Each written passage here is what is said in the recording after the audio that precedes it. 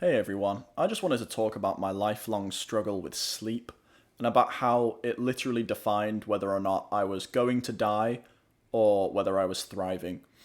And I think a lot of people underestimate how important sleep is. I think a lot of people nowadays as well are self aware of how bad their sleep is and how much it's probably affecting them, but don't have a grasp on the true scale. To which I go, if you don't sleep right, straight up, your body stops detoxing the billions of chemicals that you come into contact with every day. Your body stops processing all the nutrients that you're trying to absorb the right way. It stops healing everything that's been damaged throughout the day. Doesn't protect your nerves and protect your brain, which will give you anxiety if that doesn't happen. It doesn't organize your thoughts and memories. You can't form long term memories if you don't get enough sleep. You don't have enough physical energy. You don't have the motivation. You don't have positive moods. Overall, sleep alone as a single factor can define whether or not you are trying to kill yourself or whether you are living and thriving and you're healthy and you're attractive.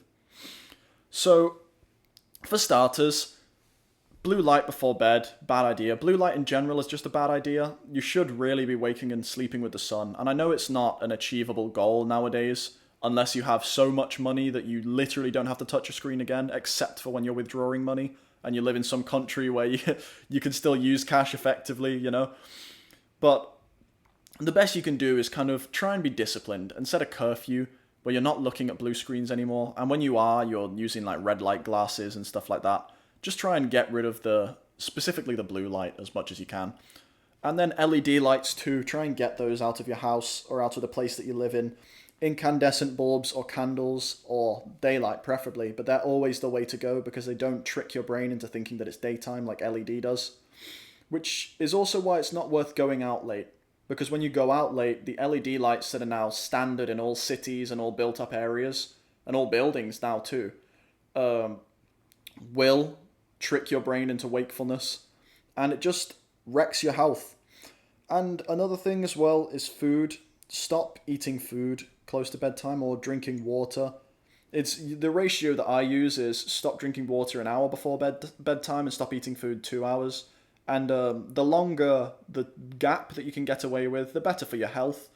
But that's just the one I use because I can kind of stick to that regularly around my varying life.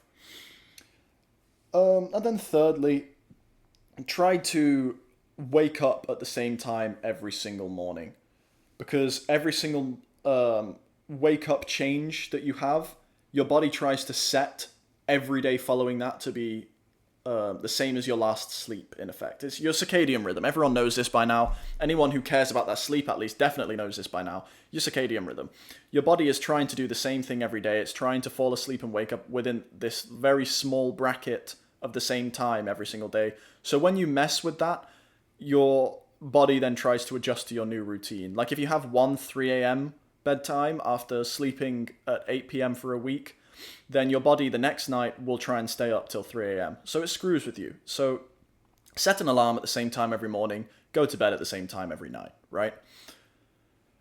Fourthly, I know this is kind of an extension of the blue light point, but stimulation of all kinds, even if you blocked out blue light, stimulating yourself on screens with music, with sports, exercise, conversation, heavy topics, it's not a good idea before bed because if it's any kind of stress, your body is going into some scale of the fight or flight mode, and you'll never sleep when you're in fight or flight.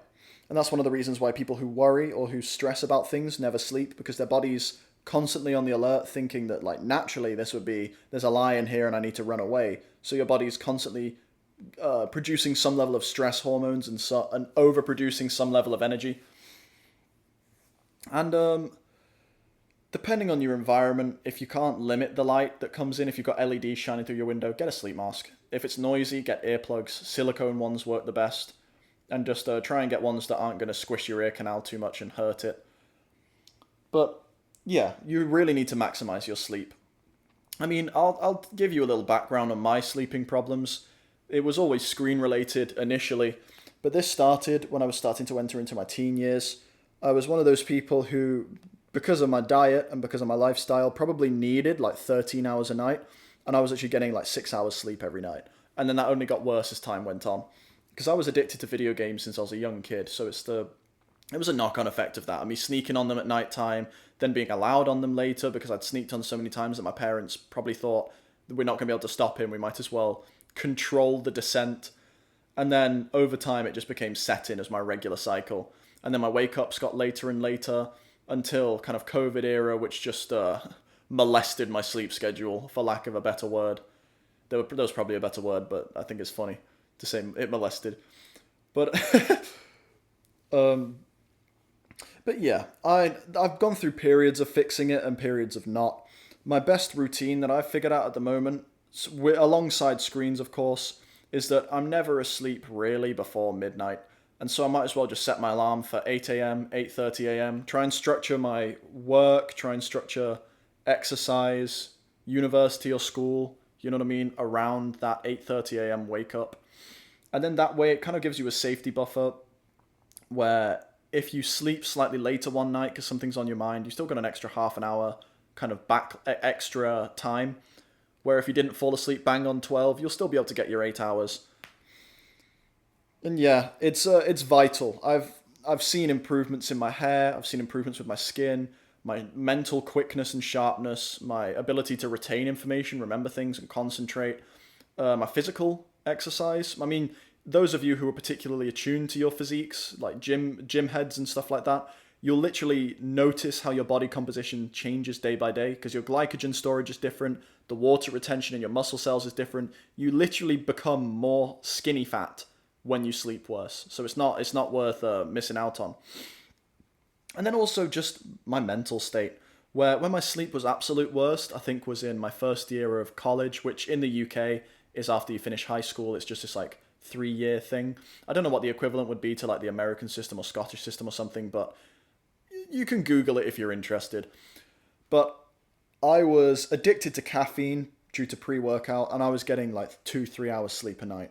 And it got so bad to the point that I didn't show up to college anymore, and I was getting auditory hallucinations, where because I was so sleep deprived, I was literally hallucinating. And that's bad. You know what I mean? And if I had to guess, I've probably done some level of brain damage through that, because your brain doesn't really heal from certain injury types, that being one of them. I would have lost brain cells that didn't get maintained during that time, and they're never coming back. And maybe that's a blessing, maybe that's a curse. Probably a curse. So if I were you, I'd just avoid it altogether. Don't take that gamble. I'd rather not you become a retard. But yeah, it's better now. It's better now. And of course, it fluctuates during particularly stressful periods, or if I have a dense work and uni schedule where I just don't sleep well, then it always goes back to bad. But we're young. We have a lot of leeway time. You can mess up a few times. You can stumble a few times. As long as your regular routine by the time you're like 30 is the healthiest sleep routine, then you'll be sorted.